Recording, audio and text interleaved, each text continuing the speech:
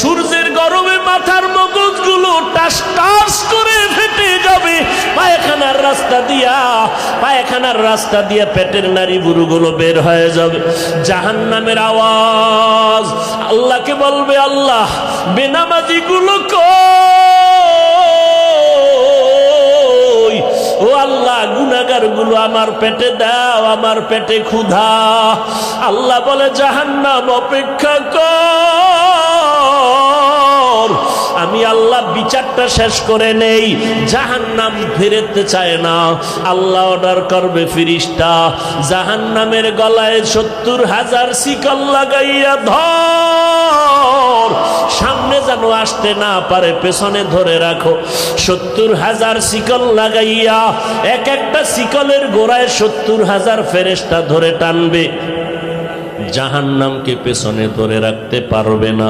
আমার মায়ার নবী, রহমতের নবী দেইখা কান্না করবে, আল্লাহ জাহান্নামের ফিরাও, আমার একটা উম্মত যেন জাহান্নামের মধ্যে না যায়। আল্লাহ বলবে, ফেরেশতা এদিকে আয়, একটু পানি দিয়া বলবে জাহান্নামের মধ্যে এটা ছিটাইয়া দিয়া দাও। ফেরেশতারা আল্লাহর হাতে কুদরতের পানিটা নিয়ে যখন দিবে, জাহান্নাম দ্রুত পেছনে দৌড়াইতে থাকবে। ফেরেশতারা বলবে, আল্লাহ 70,000 শিকল লাগাইয়া যেই জাহান্নামকে ধরে রাখতে পারি না, এমন একটু পানি তুমি দিয়েছো, সাথে সাথে জাহান্নাম দৌড়ায় গেল। এটা কেমন বরকতের পানি? এটা কি কাউসারের পানি, নাকি জমজমের পানি, নাকি আবে হায়াতের পানি, না দুনিয়ার কোন সমুদ্রের পানি, বৃষ্টির পানি?